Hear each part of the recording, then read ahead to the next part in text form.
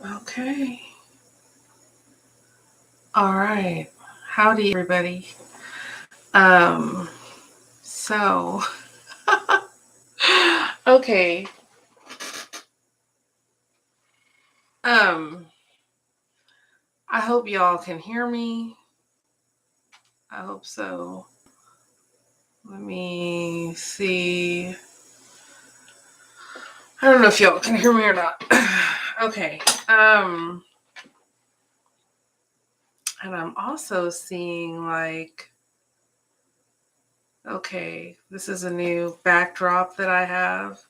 I just put it up tonight. I see that it needs to be extended. So it's funny because when I am, is this moving? Yes. Hello. Okay, I guess you guys can hear me. Okay, I don't know. If somebody's on here, let me know if you can hear me. But anyway, I just got this new backdrop behind me today, and my husband put it together for me. But when I'm doing one of my videos where my phone is horizontal, backdrop is fine. But I'm seeing now with the vertical video that my backdrop needs to be extended. So sorry that y'all aren't seeing the beautiful backdrop. I'm working on all this, y'all. I am a brand new content creator for any of those of you who my channel isn't all fancy yet, and I'm getting it all together. Just bear with me. I'm gonna have the flashy intro video and all that kind of stuff. But what I'm really hoping is that my content in the meantime, in between time, until my channel gets fancier, that my content's really good and y'all tune in regularly to watch me, give me likes, subscribe, please give my videos a like, please subscribe to my channel, check out my content. So I'm really working on all of that for y'all hard, and I'm trying to do multiple channels at once. So please bear with me, have some patience. I am an older citizen. So, takes us a little longer to get tech savvy, some of us. Mainly, let me speak for myself, mainly me. So please have patience with me. So anyway, also, I just got some new lighting, and I'm trying to see how that's working for me. So let me just give me 1 minute here. Nobody's on yet, so no big deal.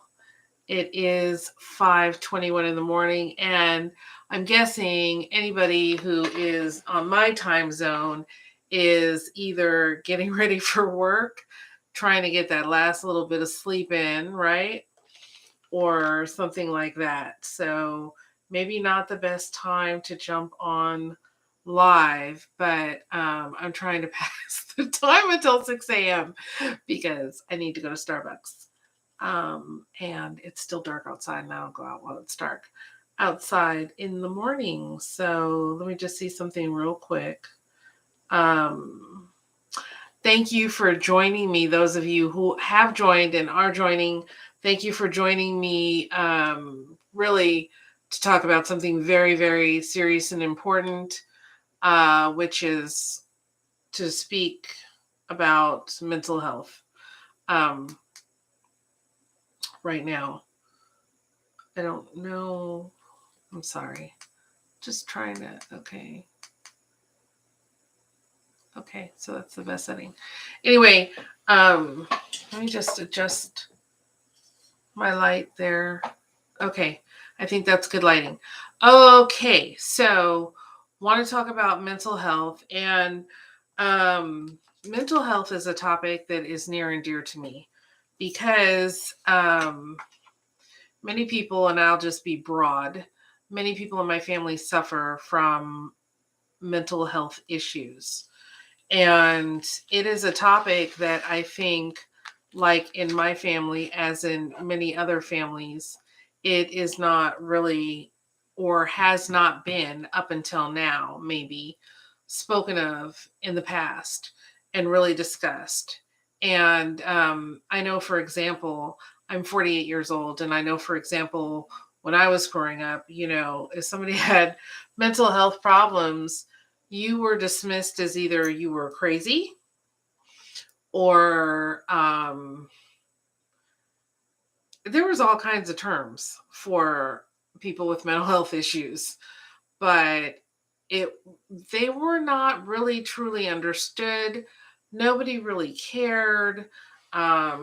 You were to be avoided, or people would say, "Oh, so and so has spells," or um, there was all kinds of weird things people, all kinds of weird things people would say, but nobody really discussed mental health. It was and has been, and in many cases, unfortunately, still is a very taboo subject.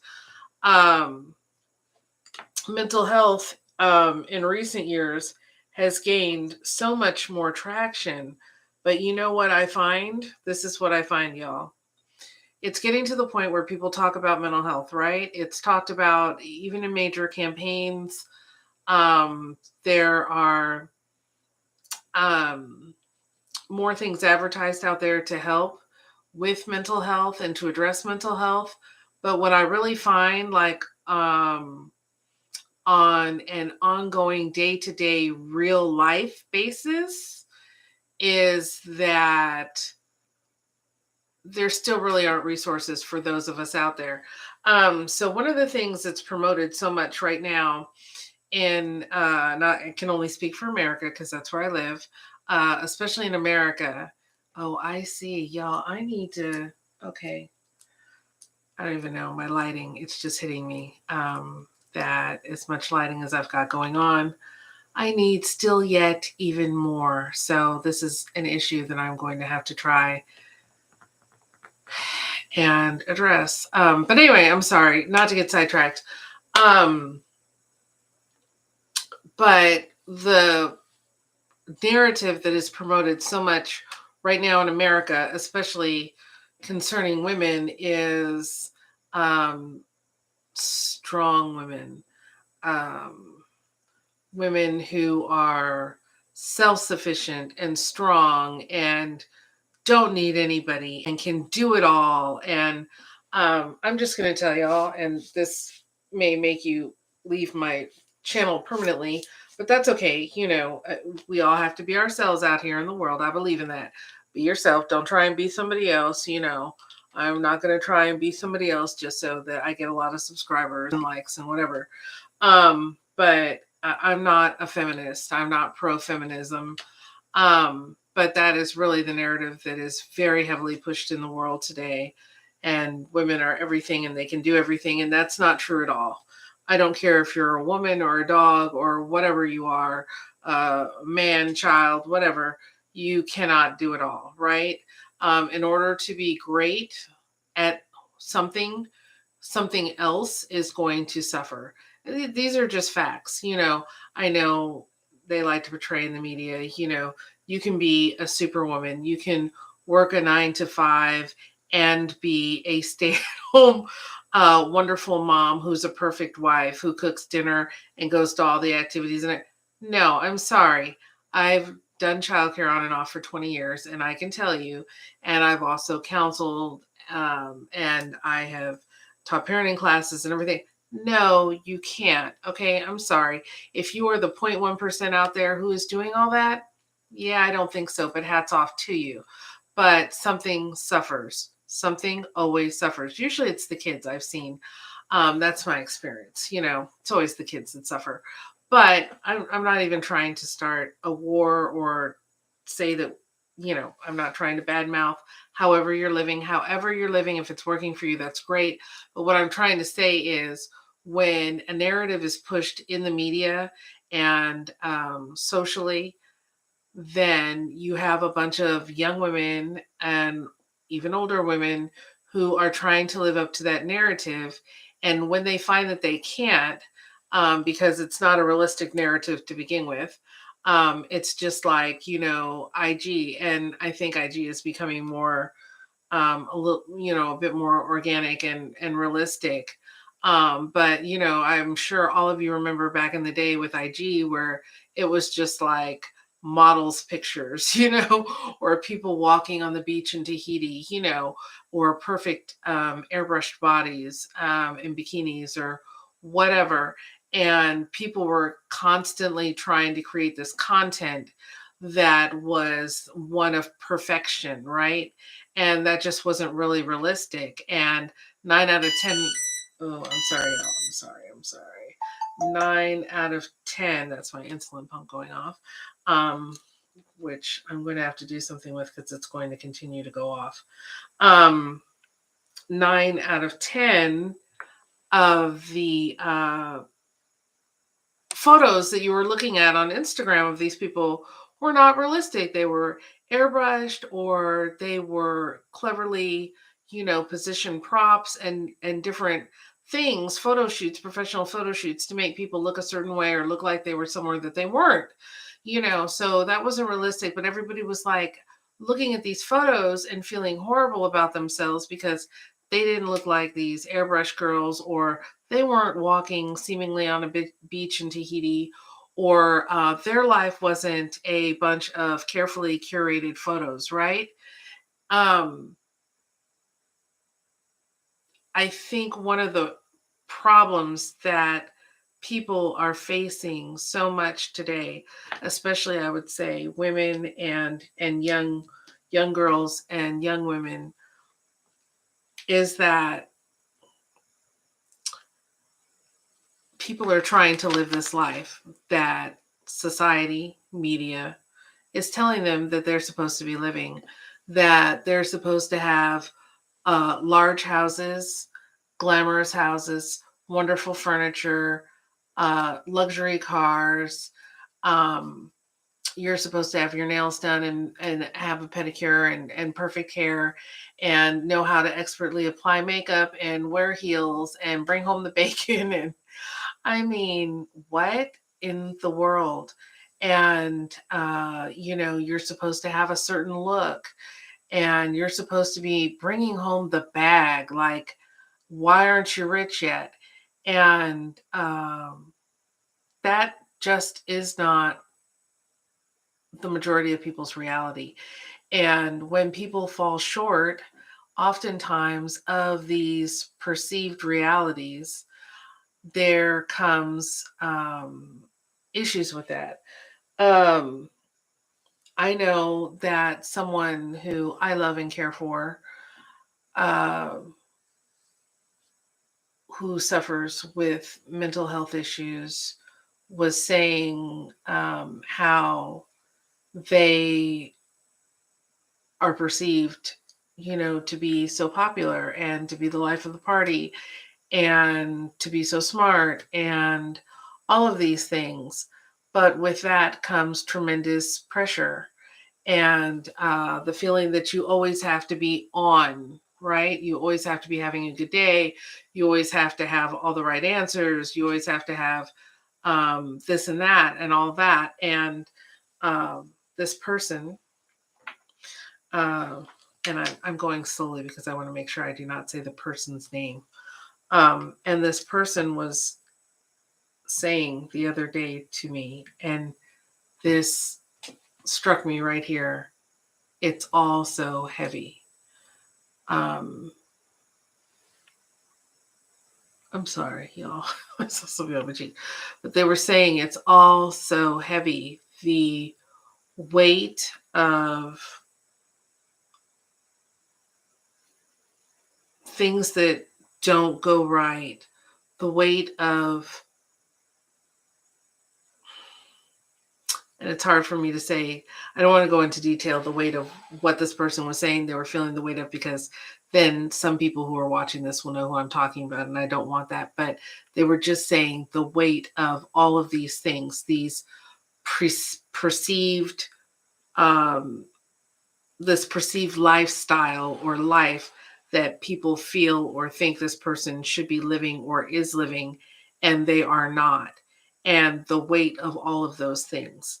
And I really feel like there are so many people. I go out and I'll say this, and you'll hear me say this quite a few times because I know there's always new people that could be watching my video. So I want to make sure that I say this each time. Um, I have a couple giftings, and let me tell you, I'm not saying that to brag in any way. Every single person in this world has giftings. Every single person in this world has giftings.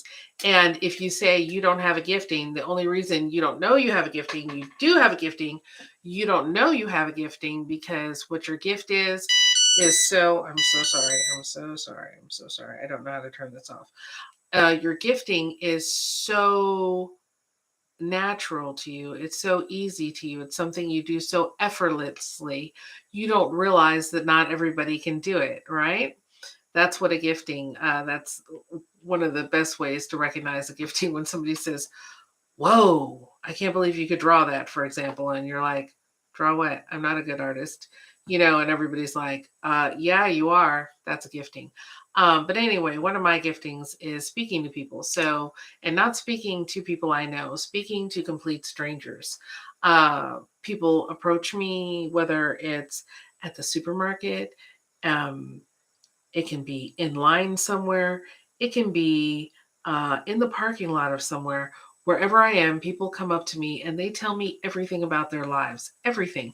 And I mean, this happens all the time. And my kids used to think it was completely bizarre when they were little, but it's been going on now for 20 plus years and they're completely used to it.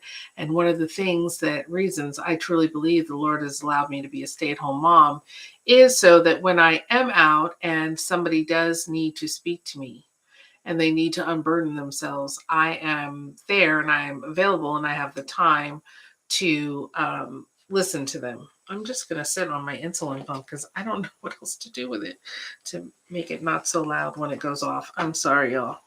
But I really can't keep it from going off at this point. The only way I could do that would be to change it, and I don't have the stuff to change it right now. But I talk to so many people who are in darkness. And a lot of these people are people who look like they have it all together, y'all. They look like, oh, they've got the home and the money and the husband and they're very attractive and well put together and everything. And they are near suicide. I'm telling you, there are so many people out there hurting right now. And unfortunately, they just do not feel oftentimes that there is someone that they can truly go to and be themselves with and around, that they can truly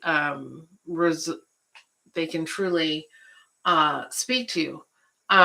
Because I'm not gonna lie, a lot of people, when you come up to them, like I have dealt so long with mental health in my personal family that nothing anybody can come up to me and say or want to talk about is going to freak me out or weird me out or anything else.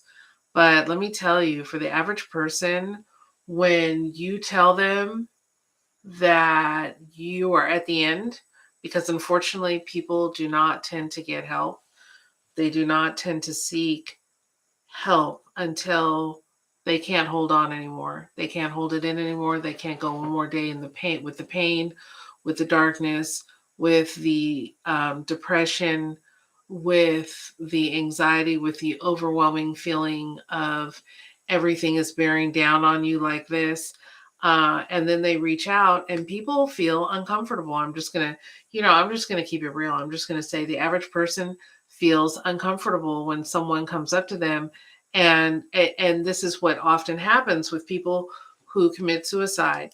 They um they they feel like they can't take it anymore. They can't escape from the pain or the darkness or the hurt, and they reach out to someone, and they don't unload everything on that person, but what they do is they unload some of it, or they allude to the darkness that they are trapped in. And that person responds to them with some kind of reaction other than what they need. Um, you know, so maybe you're the best friend and you tell that person, oh my gosh, I didn't know you were feeling that way, Susie. Um, you really need to go see a therapist. Well, Susie, yes, Susie does need to go see a therapist, but she also is reaching out to you, right? She's desperately reaching out to you.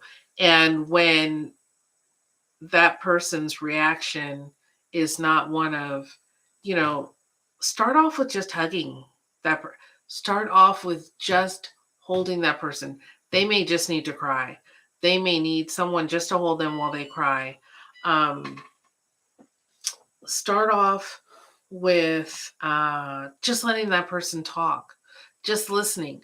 But unfortunately, typically people's reactions are not, and this is from my insulin pump line. Let me tuck that in. People's reactions are typically, they just don't know what to do with that. They really don't know what to do with when their perfectly put together normal friend starts binge drinking um, because of the darkness, or starts using drugs, or starts withdrawing, or starts cutting, or starves themselves, um, or all the different manifestations that can occur, or dramatically cuts off all of their hair, or stops caring about their appearance.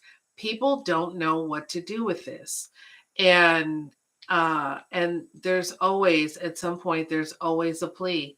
There's always a plea that people put out there. I am seeing things. Let me tell you how bad things are right now. Things are so bad right now that every single day on my Facebook feed, I'm not even being over dramatic, people. Every single day on my Facebook feed right now, I have, first off, I identify people who are in need by their posts. And it's not their posts where they're like help or anything like that, but I can tell by the way they're acting or what they're saying that they're crying out for help.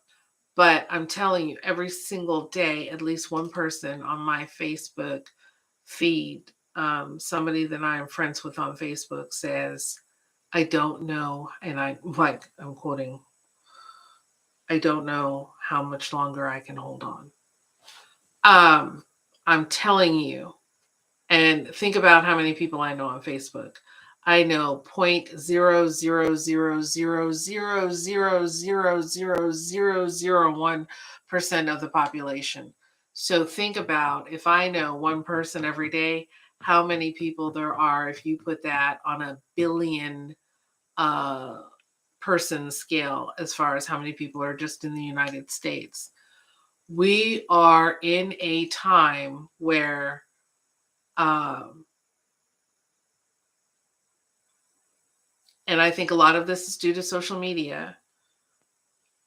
People are led to believe that everybody is making money, everybody is successful, everybody's happily married, everybody has, the beautiful house, everybody has, six zeros in their bank account, all of these things, which are so untrue. People do not have these things, but people are out there on social media flexing so much and lying so much and faking it, trying to fake it till they make it, so to speak, so much that people are actually thinking that this is how they really are living, like they're really living large and and in a certain manner that in reality they absolutely are not living that way.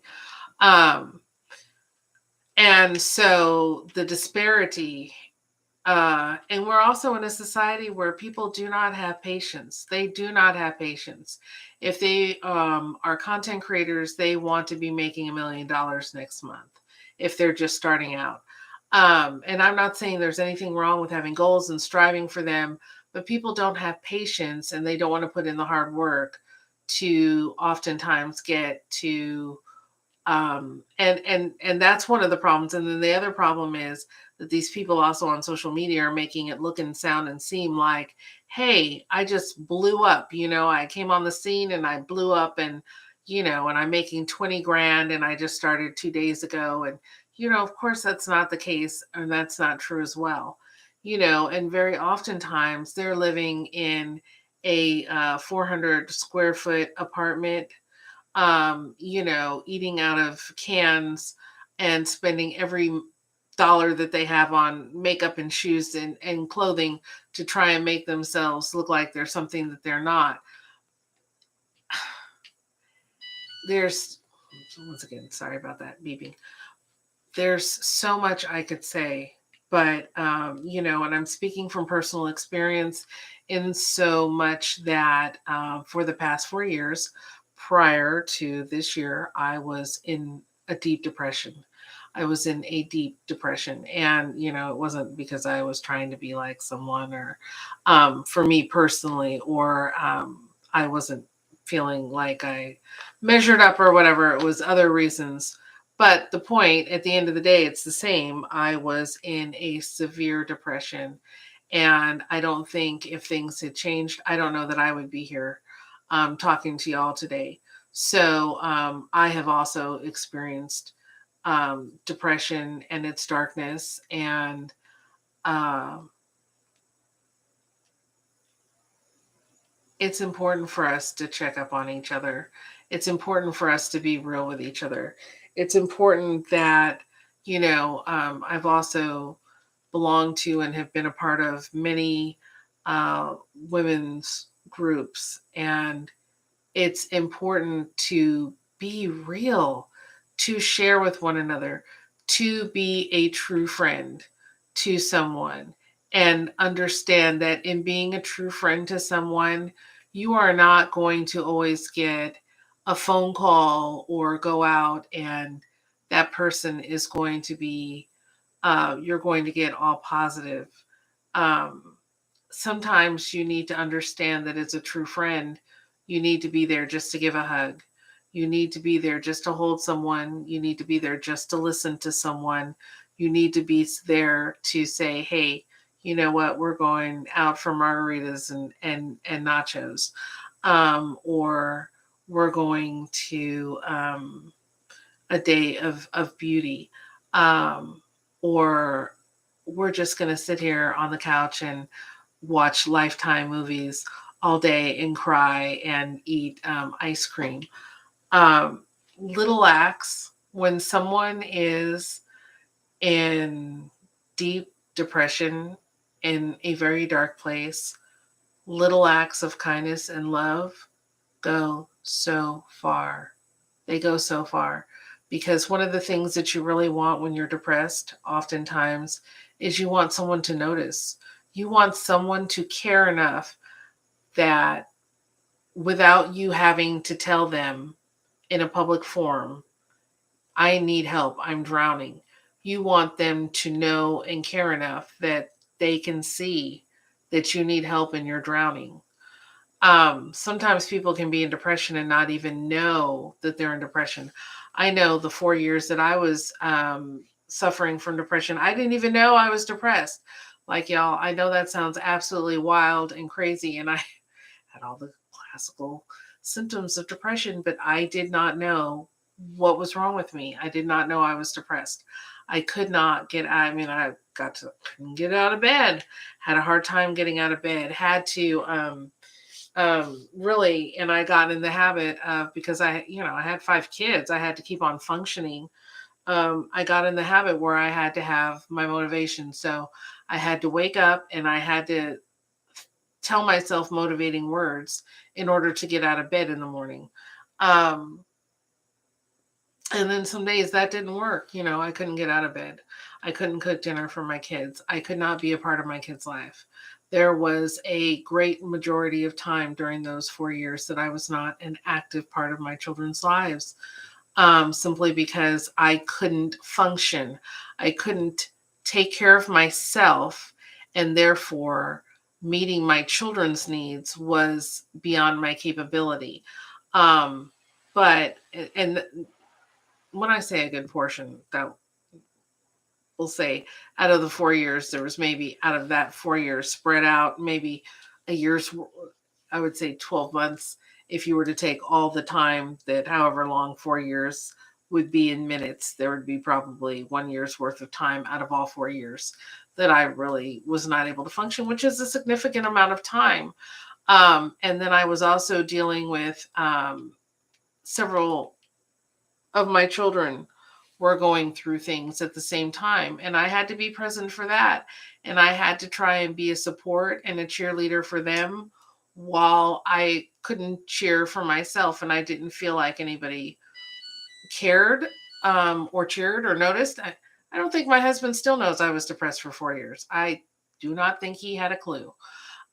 So all that to say, it can be the ones that are closest to you as well, who I don't know if they don't care, they don't notice, they're depressed themselves. I really can't call it, but um, it is a really dark place. It is a really dark place. And part of, I just feel like it's wonderful that we're talking about mental health in the media.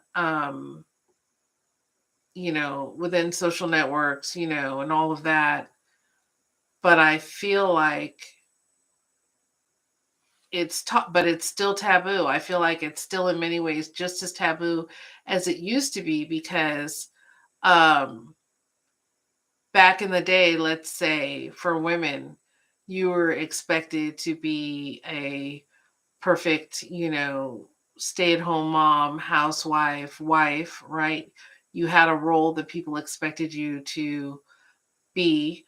Um, and I'm not in any way disparaging that because personally, and this is just my personal opinion, does not have to be yours in any kind of way.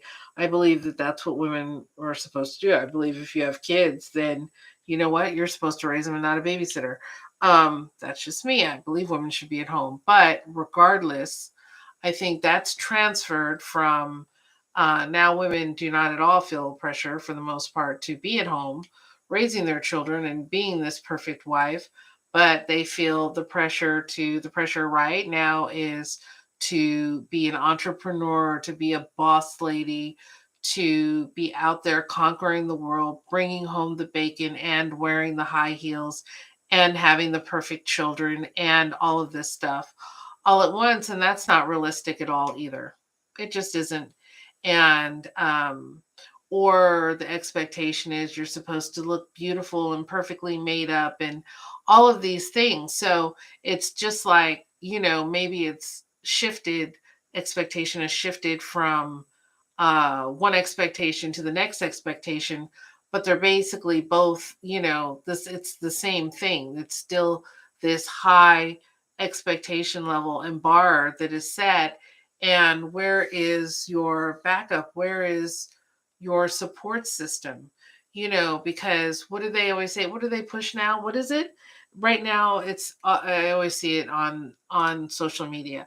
If this person isn't doing anything for you, get rid of them, throw them away. Dude, wow.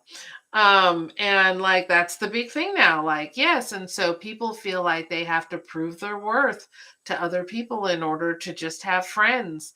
And so there's like no margin for uh humanity. There's no margin to not be your best or to not be the most popular or to not be the best put together or to just be normal. Even in because for 20 years I've been a part of the stay at home homeschooling community. And it's changed a lot in the past 5 years. It's changed a lot.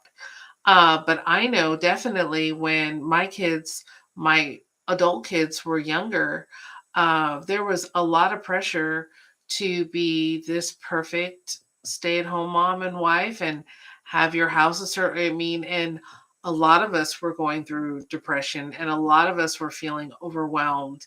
And you couldn't say that. I mean, you really couldn't say that. People were, you were supposed to have this, project this certain image very much so. and and you were supposed to do everything for your kids and be this great mom. And it would be so funny because if somebody else's kids would come over to the house, or if you were at like a homeschool gathering where all the kids, the adults were with the kids or whatever, and the kids would be like, my mom hasn't cooked in 2 weeks, and we live off of carrots, and kids will tell all your business. And so the kids would, and you would say, oh, thank God. You'd feel terrible for that mom and you'd feel terrible for the kids, but you would also be like, oh, thank God, I'm not the only one. I remember, I don't remember what was going on. Something was going on, and my kids were living off of Pop Tarts for 2 weeks. Something was going on with me. I mean, back in the day, um, so all this to say that um,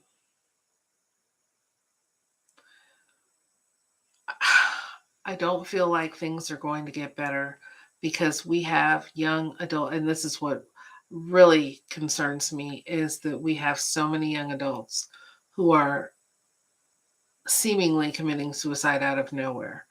I was talking to my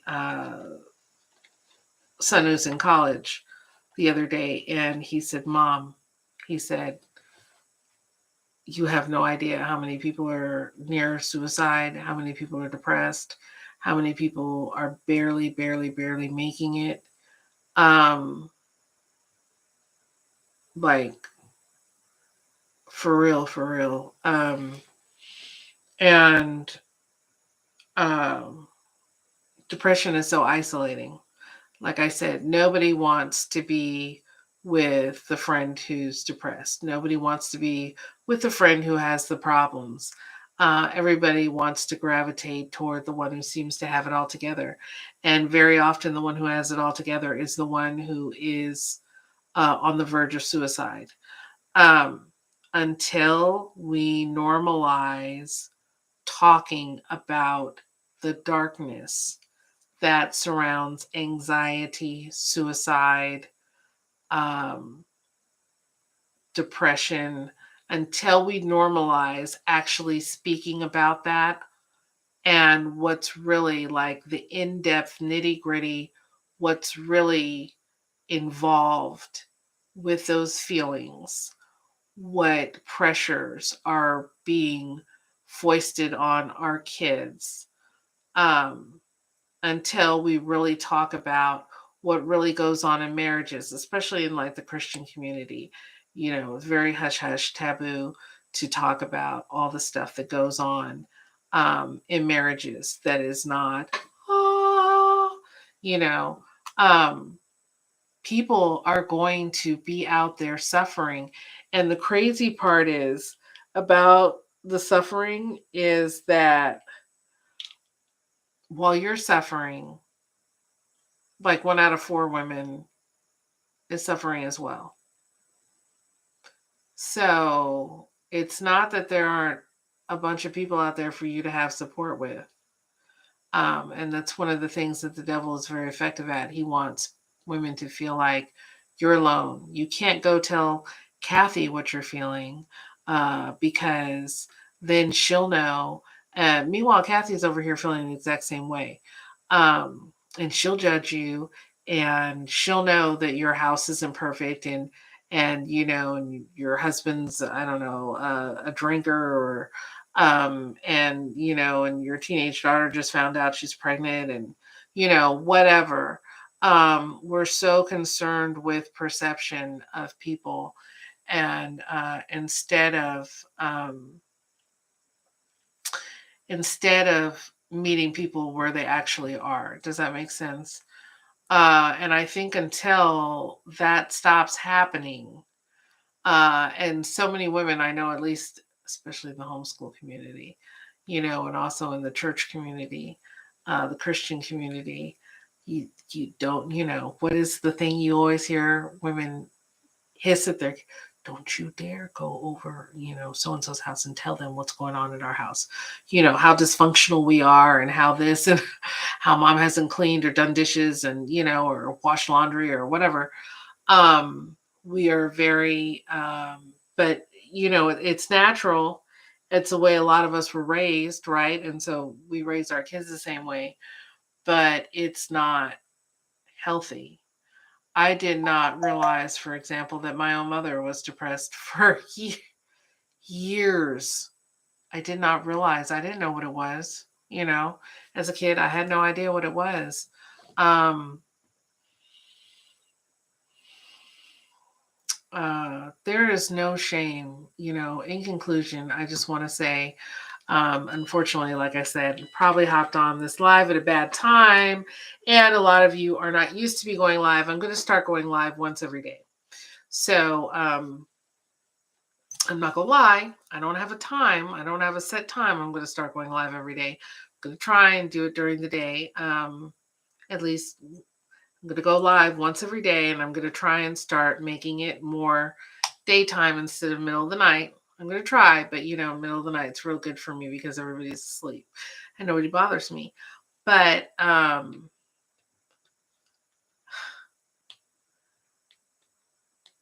and now I've lost my train of thought. But I'm sorry, y'all. In conclusion, I just want to say that we have to support one another. We have to start talking about things that we believe to be taboo. And if you feel, let me tell you, your people are out there on social media somewhere. So if you feel like you can't discuss it with those who are closest to you or your best friend or whatever, you know what? Discuss it on social media. Um, your people are out there, and I guarantee you, if you go live at the right time and people know you're going live, right?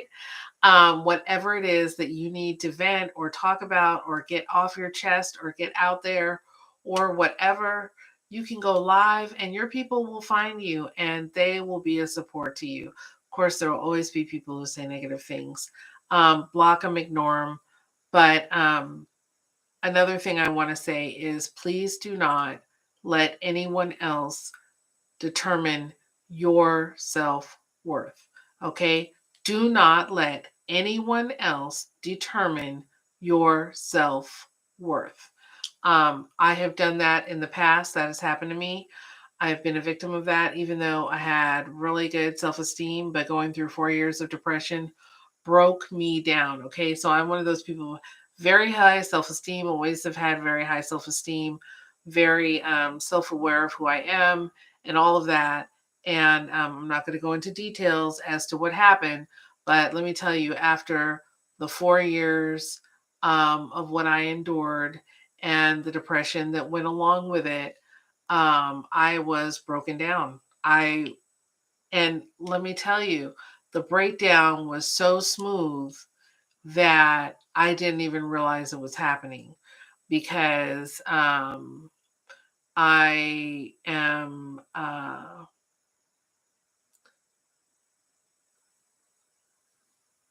like I said, a very confident, very strong person, always have been. And when I say strong, not in I can do it all myself or, whatever, but just very self assured, very self confident, never cared what anybody else thought about me. But somebody very close to me who I cared about a great deal, who I loved, broke me down and broke me down so smooth and so slowly that I didn't even realize that I was being broken down. And then because it was so progressive, right? Slowly progressive.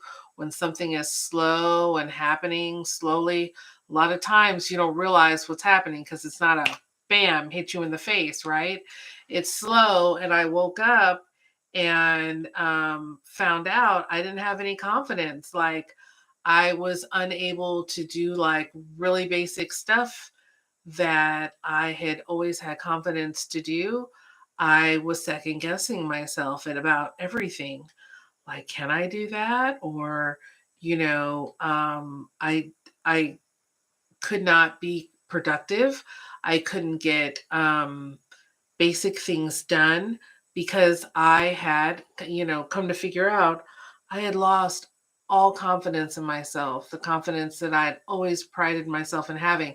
And when I say confidence, I don't mean being cocky or being self absorbed or any of that kind of thing, but I mean just always having had a feeling of, I can learn this, I can tackle this, I can handle this, I can do this. I had lost all of that. And it led to me questioning everything about like literally, I started to question everything about myself, from am I pretty to am I smart? I began to think I was stupid. I'm like actually pretty intelligent, and started to think, am I stupid, or do I have any talents? Whereas previously, I was very aware of what my talents were and my strong suits were, and where I just couldn't function. I couldn't function. You know, my parenting was brought into question so many times. Um, and I know, like, there's two things in this life that I know I'm excellent at. It's only a couple things. One of them is that I know I'm an excellent parent. But I had gotten to the point where I was like, am I a good parent?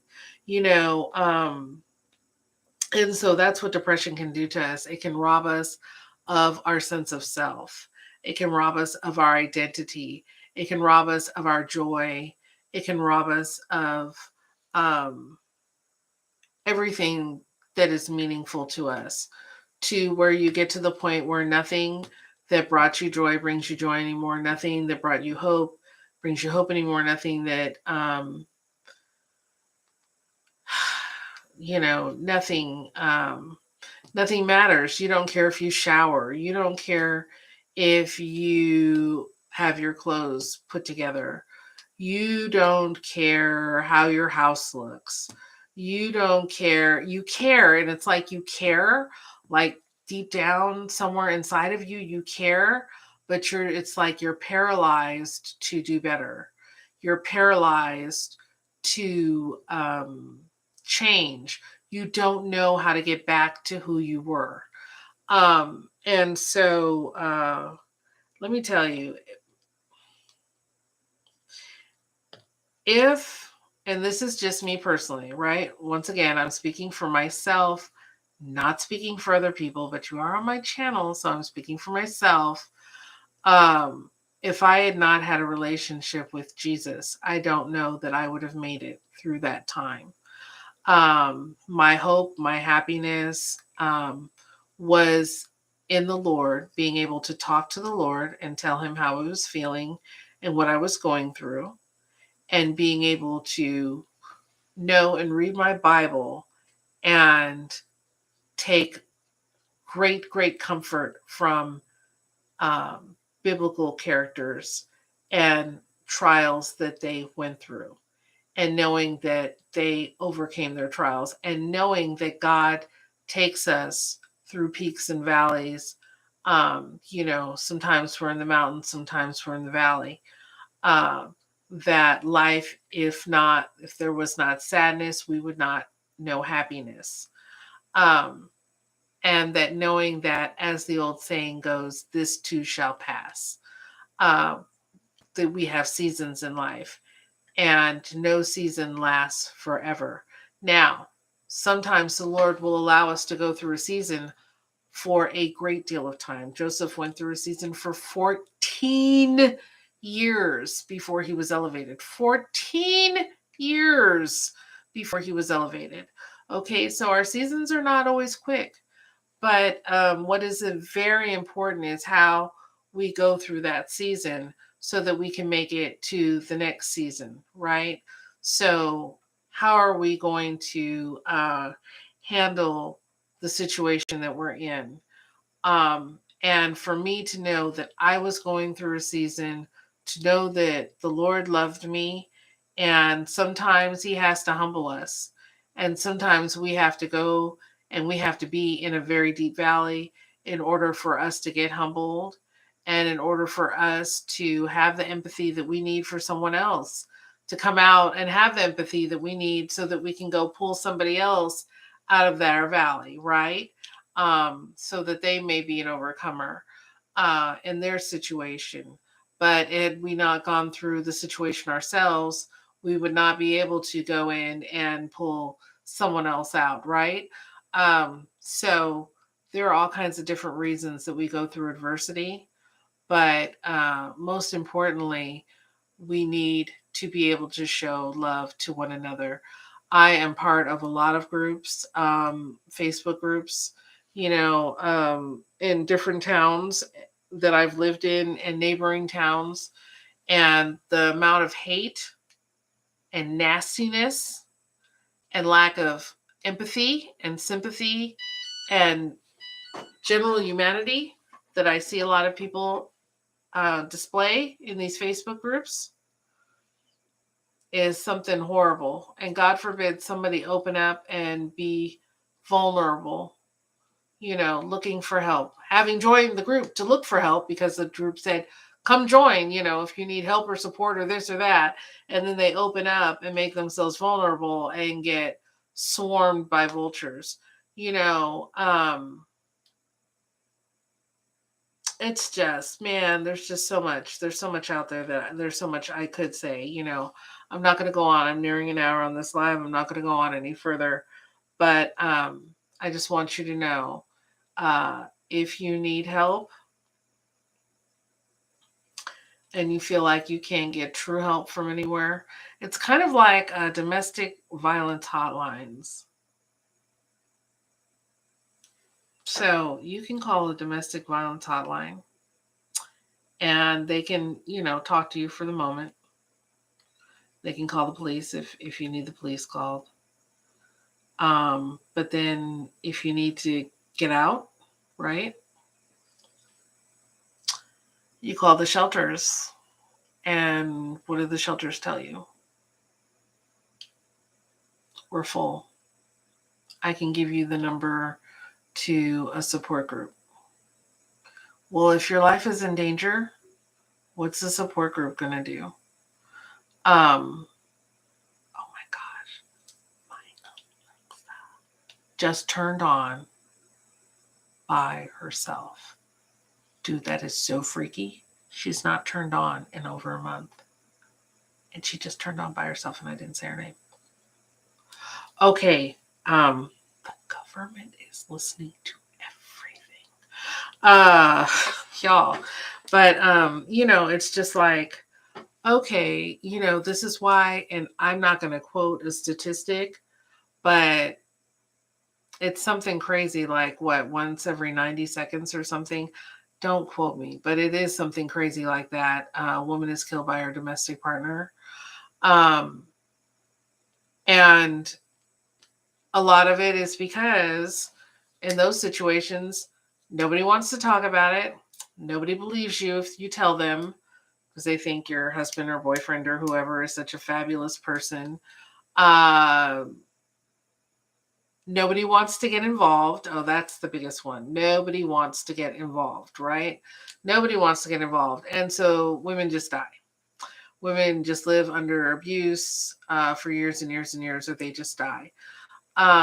There's just things like that. There's so much that people are going through out there. And we have to start caring. We have to, as a society, we have to do better because people are committing, our kids are killing themselves before they hit 25. And other people, so many people, so many women and men are committing suicide because there just doesn't seem to be anyone out there who cares or who wants to really listen or who wants to hear the hurt, who wants to hold you um, through your pain and let you just cry it out on them or let you just yell to get it out or let you whatever you need to do, or to be there on a regular basis. This is why we are losing people on a daily basis. This is why we will continue to lose people. And let me tell you, like I said, being in a family where um, mental health has definitely been an issue, there is nothing more heartbreaking than seeing someone you love struggle with a mental health issue. There is nothing more painful because sometimes you can't fix it. Sometimes, despite what your best efforts are, you can't fix it. But, um, and I'm not saying that so that people will give up hope, or because my message really is quite the opposite. But, you know, like I said, for me, my relationship with God, knowing how to pray, being able to brings me great comfort, being able to pray for people, being able to put my hands on them and pray for them with love and with meaning, and knowing that my prayer is being heard by God in heaven for that person or for myself. It's just we need to start having that conversation. So we need to have those conversations. And I will conclude with that. We need to start having those hard conversations. We need to stop promoting this fake, uh, empty, get all the money that you can, don't care about anybody but yourself. The only thing that matters is how big your house is, how big your bank account is. We need to stop promoting all of that.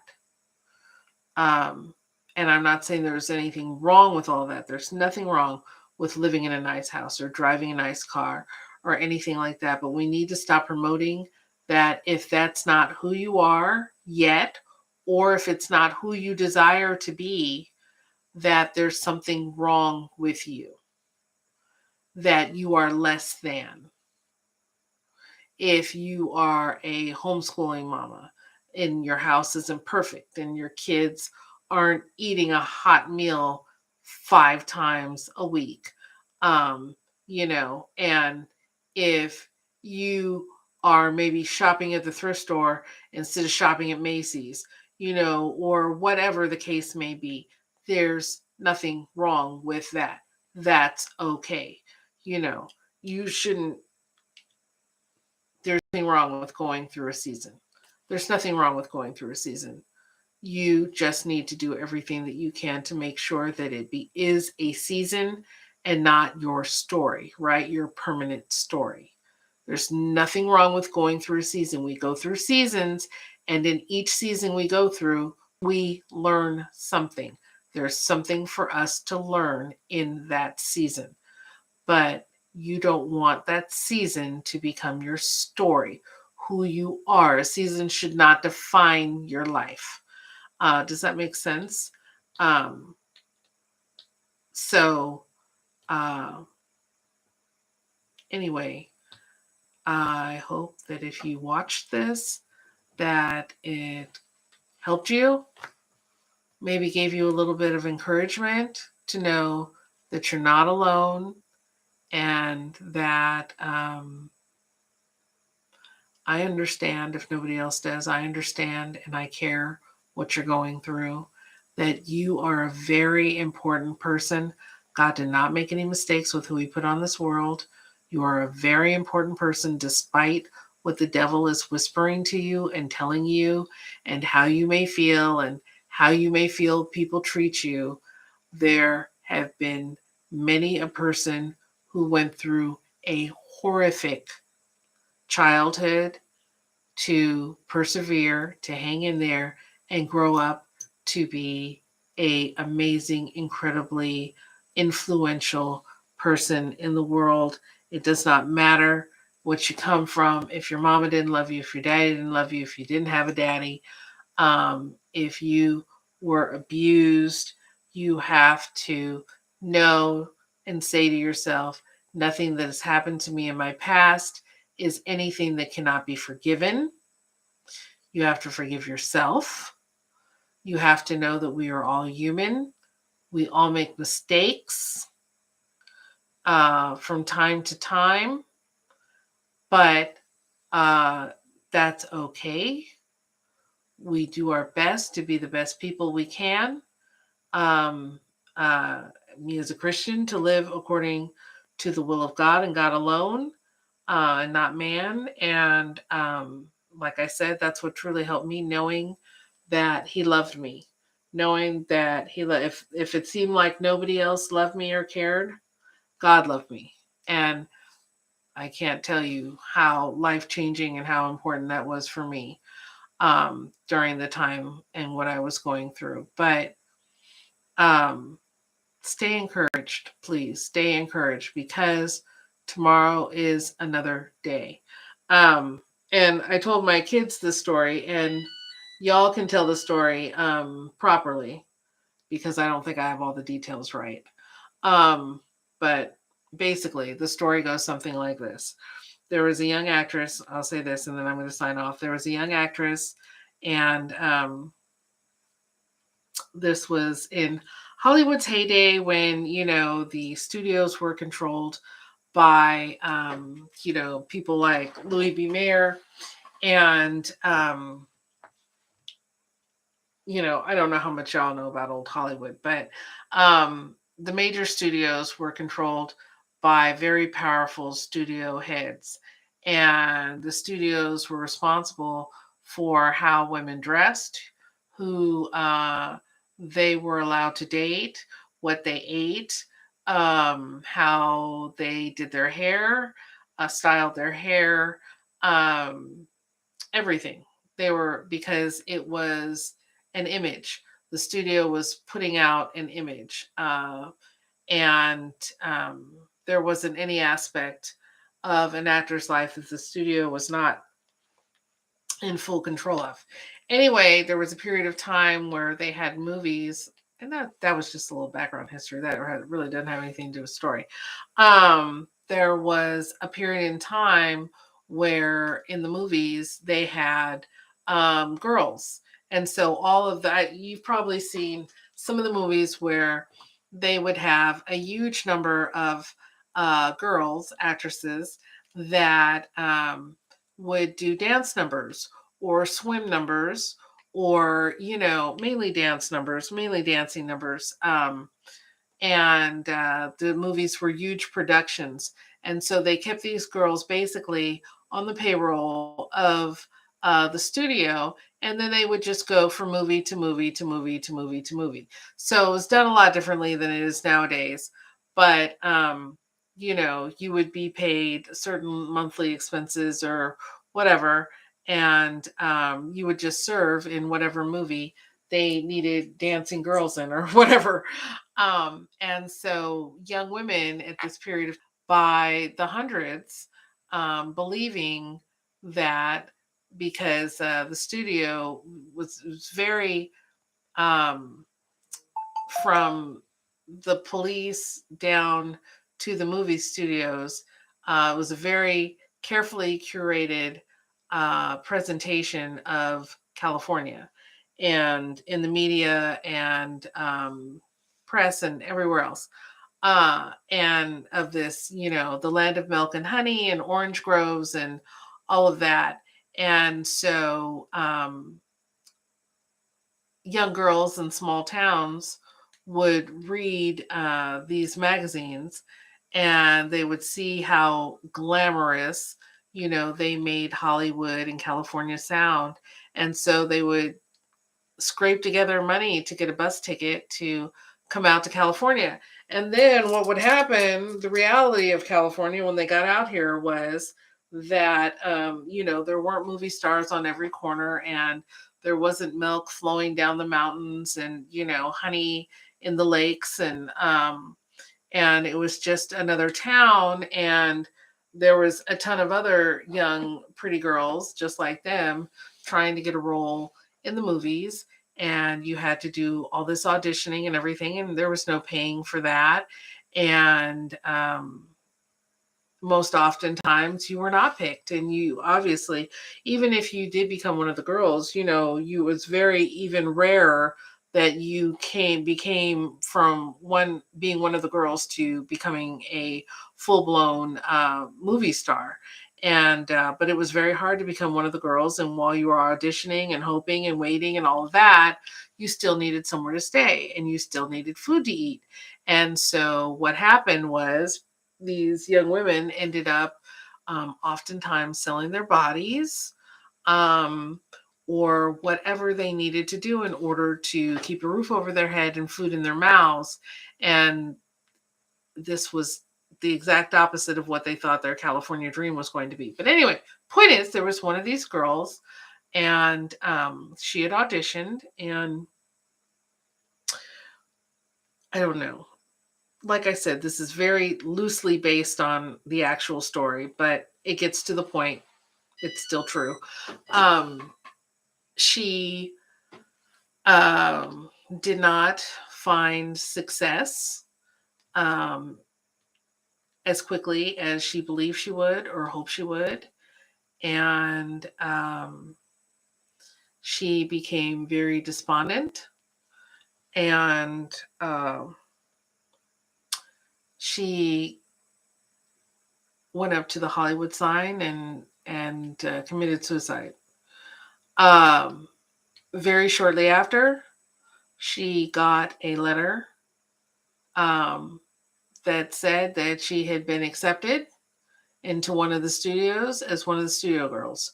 So she would have had it made in the shade. She would have been fed and taken care of and everything else by the studio. But she did not wait long enough in order to see her dream come true. It's a true story. I do not know the young woman's name. I didn't know I was going to tell the story. I would have looked up the exact details, but it's basically how it went. And it's my mom, who's all things Hollywood. She loves Hollywood. So I grew up knowing a lot about Hollywood, and I was born in California. And anyway, it's all my whole childhood, y'all, is a story, which I'm not going to tell you on this live. But anyway, point being is she did not have the understanding that you go through hills and valleys in life. And sometimes you're really low and sometimes you're really high. But you don't stay in one or the other forever. So to go through life and not expect pain and not expect disappointment and not expect certain things isn't really realistic.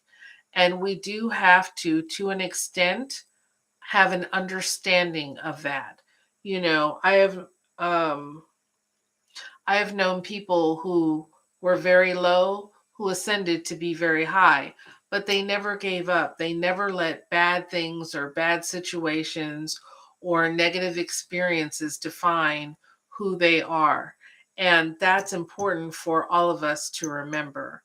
Just because you had a bad day, a bad month, a bad week, just because this year isn't your year, just because you don't know how you're going to get that next meal, um, that is not going to be your permanent situation. Suicide is permanent. It's a permanent answer to a temporary situation. And it's real important to remember that. Um, you've got to hold on. You've got to hold on, um, because you don't know what is ahead for you. You don't know what's lying right around the corner, possibly for you. But we have to keep on going. We have to endure. Um, we have to stay faithful and be hopeful, um, and persevere. You know, that's the best way that I can put it. So um, I I hope you got something out of this live, and I want y'all to take care. Remember, I'm going to be going live. I don't know if I can fix this either. I don't know. I think I bought the wrong size backdrop. But anyway, it's all another story, y'all. But I will be Okay.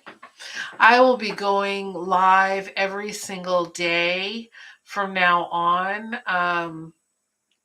You can send me a message and tell me something you'd like me to discuss. I will be doing story time. So if I don't do an actual topic every day about something, I will be doing a daily story time. And so my kiddos, I have lots of things I want to talk about, lots and lots and lots and lots of content. But I do want to start off doing a daily story time. My kiddos, we have some really amazing, just I'm not going to say amazing, but just really unique stories. And I'm going to see if I can sometimes get my kids to hop on and do story time for y'all. I don't know. They're camera shy, so maybe not. But I am going to have them make a list of our experiences because they're always like, you should tell them about the time that, and so I will have a daily story time with Tish. And then if there's a side topic or another topic you'd like me to discuss, if I don't have one, because some days I'm going to try and go live twice a day, once during the day, hopefully to do story time. I'm going to try and go live during the day, and then once in the evening at night to discuss something else. So start looking for my lives, and if I do know what time I'm going live, then I will post it on my Facebook page. My Facebook page is Texan Tish Tillis. Please stop over there and give me a like. Check out my shorts because I'm not going to be posting all the same shorts that I do on Facebook, on YouTube, and vice versa. And so if I know what time I'm going to go live on YouTube, I will post it on my Facebook page. Um, but sometimes it's just hard because you just don't know exactly how your day is going to play out, and which can make it a little challenging to know when you're going to do what. But all right, gotta go, because it's just about time for me to get up my kiddo for school. So thank you for watching this, and take care of yourself. Be good to yourself. All right. Have a good one.